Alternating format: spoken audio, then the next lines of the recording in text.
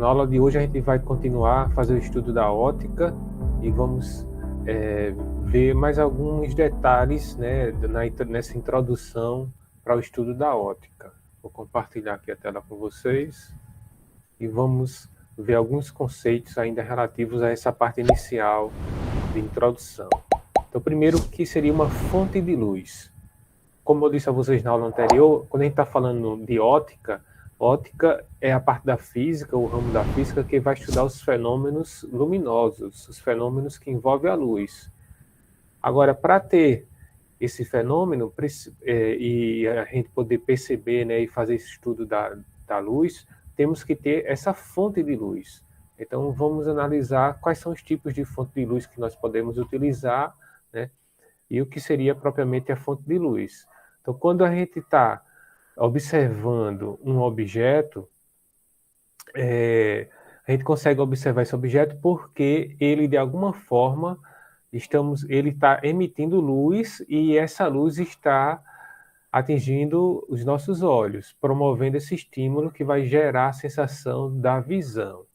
Então, por exemplo, o Sol, a Lua, uma pessoa, um objeto qualquer que você enxergue, ele vai enviar luz aos nossos olhos e isso vai permitir que nós podemos enxergar aquele objeto. Porém, tem uns corpos que são os que absolutamente negros, né? Eles não são visíveis. Então, os corpos negros não são visíveis. Desses corpos não emana luz de espécie alguma. E, eventualmente, a gente vai conseguir visualizar ele diante da presença do contraste, né, com a vizinhança. Então, a gente vai enxergar devido a isso. Então, são considerados fontes de luz todos os corpos dos quais se pode receber luz. Dependendo da procedência da luz distribuída para o meio, os corpos, em geral, podem ser classificados em duas categorias: fontes primárias e fontes secundárias. Então, a fonte de luz ela pode ser classificada como primária e secundária. Qual a diferença, né? A fonte primária são as fontes em que os corpos emitem luz própria. Por exemplo, o Sol. Então, o Sol ele emite a luz própria, então é chamado de fonte primária. Uma vela acesa, a chama da vela, vai emitir luz própria. Uma lâmpada acesa. Então, o objeto que emite luz própria, a gente chama de fonte primária. Fonte de luz primária. As fontes secundárias são todas as outras que não emitem luz própria. Então, são os corpos que enviam a luz que recebem de outras fontes. Então, ocorre nesse processo chamado de difusão, ou seja, a luz ela vai ser espelhada de maneira aleatória e, em geral, por reflexão ou mesmo por refração, para todas as direções dos arredores do corpo. Por exemplo, a Lua. Você olha para o céu à noite que enxerga a Lua, você está vendo a Lua, mas a Lua ela não emite luz própria, ela na verdade está refletindo a luz do Sol. Então o Sol está iluminando a Lua, aí aquela luz do Sol atinge a Lua e é refletida e nós enxergamos. Então uma fonte de luz é considerada pontual ou pontiforme quando suas dimensões são irrelevantes em comparação com as distâncias dos corpos iluminados por ela. Então a luz, a fonte, ela pode ser considerada pontual, como se fosse apenas um ponto, tá? E esse ponto ele vai emitir luz. Isso vai depender exatamente das distâncias que nós estamos analisando. Por exemplo, se a gente acender uma vela dentro de um quarto pequeno, então a gente pode dizer que a chama da vela, né, aquela vela, em relação ao quarto, mesmo pequeno, as dimensões da chama da vela, elas são irrelevantes em relação às dimensões do quarto. Então, a chama da vela pode ser considerada como uma fonte de luz pontual, né? Pode ser chamada de pontual ou pontiforme. Agora, se você pegar uma lâmpada fluorescente, daquela comprida, e acender num quarto, aí o tamanho da lâmpada, né, que geralmente são alguns centímetros, 30 centímetros, 40 centímetros, 50 centímetros, vai depender aí do tamanho da lâmpada, Aí as dimensões dela já não são irrelevantes em relação, se você comparar o tamanho de uma lâmpada fluorescente daquela comprida em relação a uma chama de uma vela, né? Então ela já deixa de ser pontiforme. Então quando as dimensões não são desprezíveis, nós chamamos de fontes denominadas extensas. Tá? Então a fonte de luz ela pode ser, além de ser primária e secundária, também podemos chamar de pontual ou extensa.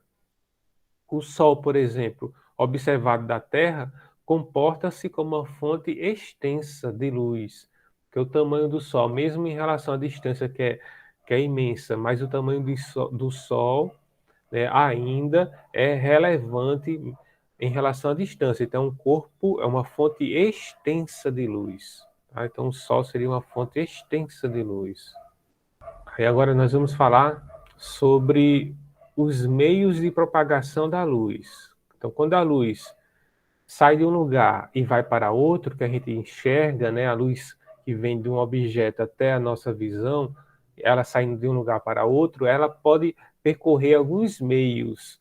Aí esses meios eles são definidos como os transparentes, existem os meios transparentes, os translúcidos e os opacos. Os meios transparentes são aqueles que permitem que a luz os atravesse, descrevendo trajetórias regulares e bem definidas. Então, por exemplo, se a gente analisasse agora, né? Se a gente estivesse em sala de aula, aí vocês estão me vendo através da tela do celular. Mas da tela do celular até chegar na visão de vocês, a luz que sai da tela do celular e atinge na visão de vocês, ela percorre o ar. Esse ar, né, se você está vendo de maneira nítida, esse ar ele é um meio transparente, que a luz se propaga, né, sem ter alteração na trajetória durante o movimento. Então, são trajetórias regulares e bem definidas. Então, você consegue enxergar o objeto com nitidez. Então, os meios transparentes são aqueles que a gente consegue enxergar com nitidez. Um vidro de um carro, um vidro de um ônibus, quando você olha através do vidro e vê o objeto que está do outro lado de maneira nítida, então você vai dizer que o vidro, né, é um meio transparente. O vidro de um carro, né, ou o vidro de um ônibus. Não é todo o vidro que vai ser transparente, vai depender, claro, da situação. Então, o único meio absolutamente transparente, né, o que é realmente totalmente transparente é o vácuo. Né? Esses que a gente está citando, o ar, o vidro, eles são transparentes, mas não são 100%. Agora, contudo, em camadas de espessura não muito grande, também pode ser considerados transparentes o ar atmosférico. Né? Então, o ar, como eu estava mostrando a vocês, ele, dependendo da camada de espessura, ele é um meio transparente. A água pura, quando você coloca água dentro de um copo, aqui eu estou bebendo água, aí você tem o vidro do copo e a água. Então, a luz, ela atravessa o vidro e a água. Tanto o vidro como a água são meios transparentes, isso em pequenas quantidades, né? Dependendo aqui da espessura. Então, depende da quantidade aqui também da água, né? Se você considerasse um objeto extenso, cheio de água, aí talvez você não conseguiria enxergar de um lado para o outro. Mas podemos imaginar também um aquário. Então, dentro do aquário você tem lá o vidro e tem a água e os peixes lá dentro do aquário. E você consegue observar, né, enxergar os peixes que estão dentro desse aquário, apesar da luz passar, né, atravessar a água e o vidro. Então, porque a água e o vidro nessa situação são meios transparentes. Então, em um meio transparente, a luz ela vai atravessar e de maneira regular. Então, se esses raios vêm paralelos, eles saem paralelos.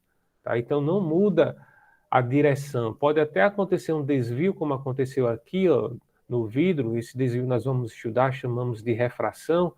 Mas depois desse desvio, ela mantém a trajetória que estava anterior. Apenas desviando um pouquinho, mas mantém a trajetória. Aí é o meio transparente. O outro meio é o meio translúcido. O meio translúcido são aqueles em que a luz descreve trajetórias irregulares. Aí, nesse caso, vai ter intensa difusão. Então, você vai ter um espelhamento aleatório. Você vai observar que os raios eles vão se desviar totalmente aí da sua trajetória inicial. Aqui, por exemplo, é o esquema.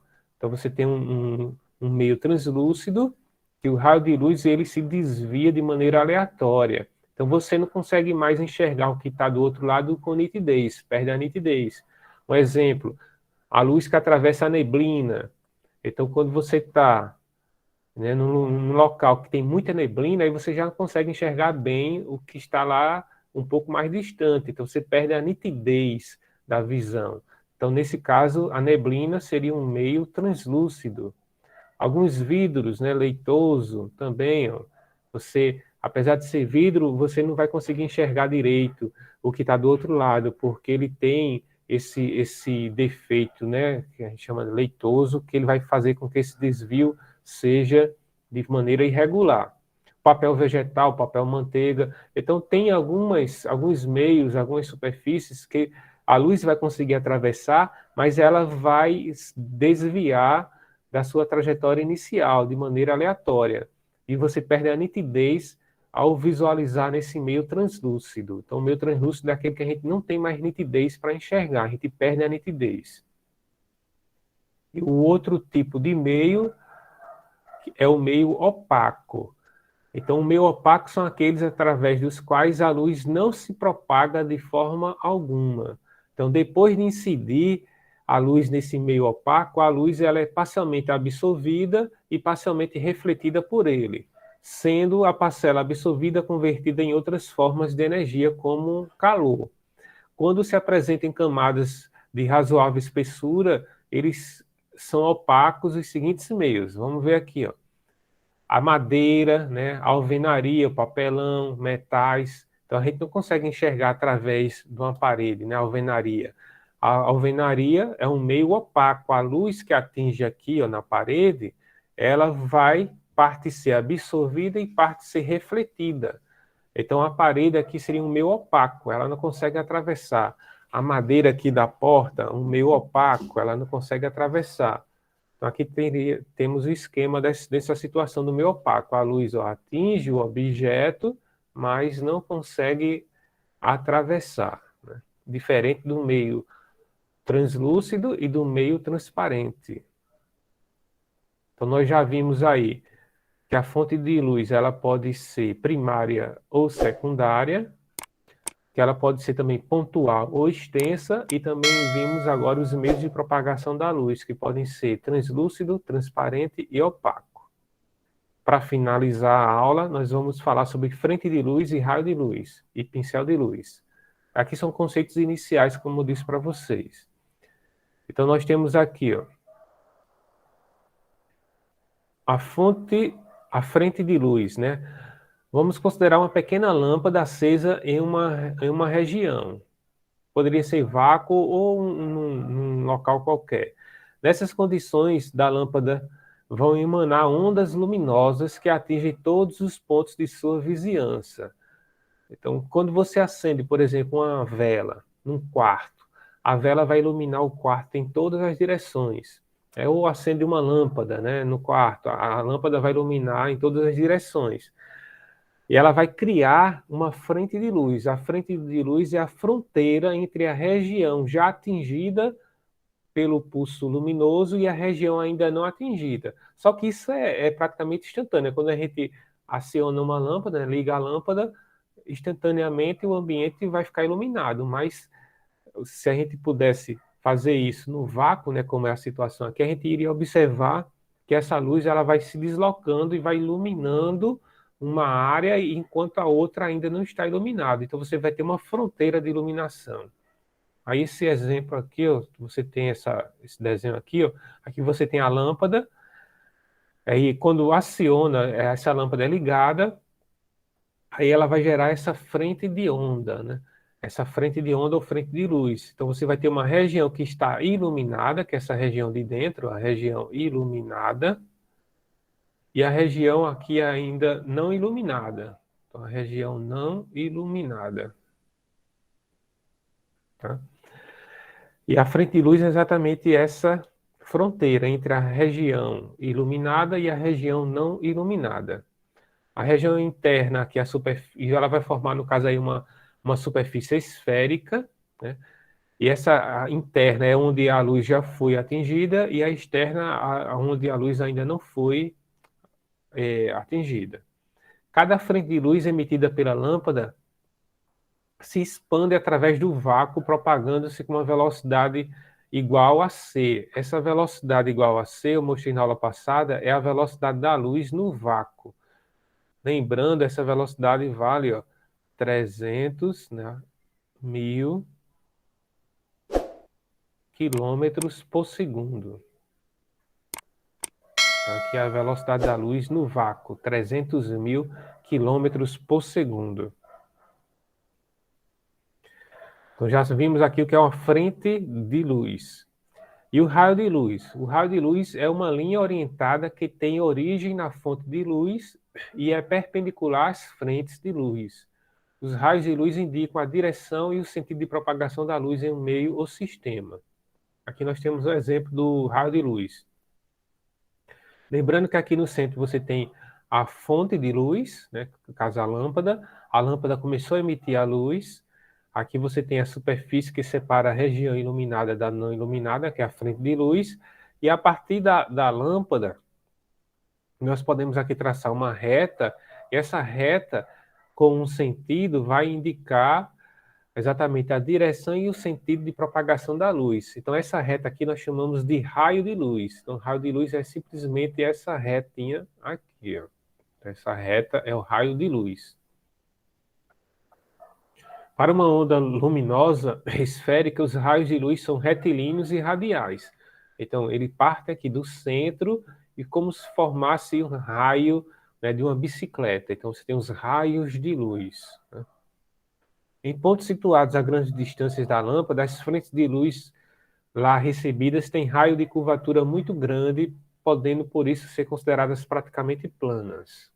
Isso ocorre, por exemplo, quando a luz que a Terra recebe do Sol. Essa luz constitui-se de ondas eletromagnéticas que partem lá do Sol e, ao chegar na Terra, são praticamente planas, devido à distância. Então temos aqui, ó, o diâmetro da Terra aproximadamente é de 12.800 quilômetros, ele é desprezível em comparação com a distância do planeta ao Sol, que é cerca de 150 milhões de quilômetros. Então, permitindo-nos, geralmente, considerar planas as frentes de luz que nos atingem. Então, aqui, ó, como o Sol está muito distante da Terra, então, essa frente de luz que vem do Sol até a Terra, quando atinge a Terra, ela é praticamente plana por conta do tamanho da Terra em comparação à distância da Terra em relação ao Sol. Né? Esse tamanho da Terra ele é muito menor do que essa distância. Então, essas frentes de luz aqui a gente considera praticamente plana. Então, uma frente de luz tem existência física, mas isso não ocorre com o raio de luz, que apenas indica a direção e o sentido da propagação luminosa. Então, o raio de luz é apenas uma representação da direção e do sentido da luz, e não tem uma existência física. A frente de luz, pelo contrário, tem, né? E para a gente finalizar, o pincel de luz. Então, observando essa imagem aqui, ó, a lanterna. Aqui você tem um anteparo com um orifício de ordem de 2 milímetros. Então, ao ligar a lanterna e a luz atingindo esse anteparo, que seria uma superfície com um furo, aí apenas parte da luz vai atravessar. Então, você tem aqui, ó, alguns raios de luz atravessando, e esses raios de luz vão se concentrar nessa região. Então, essa região aí vai ser chamada de pincel luminoso ou feixe de luz. Pincel luminoso, ou pincel de luz ou feixe de luz. Tá? Então, é o conjunto de raios de luz. Então, ao acendermos a lanterna, espalhamos, se a gente fizesse isso, né, espalhando fumaça na região, e a gente ia notar à direita do anteparo, nesse lado aqui, é uma região cônica do espaço diretamente iluminada. Essa região que tem pequena abertura angular em virtude do pequeno diâmetro do orifício, denomina-se pincel de luz. Então, essa região iluminada aqui, ó, vai ser o que a gente chama de pincel de luz, que seria um conjunto de raios de luz. Pronto, a gente vai parar aqui. Na próxima aula, a gente vai dar continuidade mostrando os tipos de feixe de luz ou de pincel de luz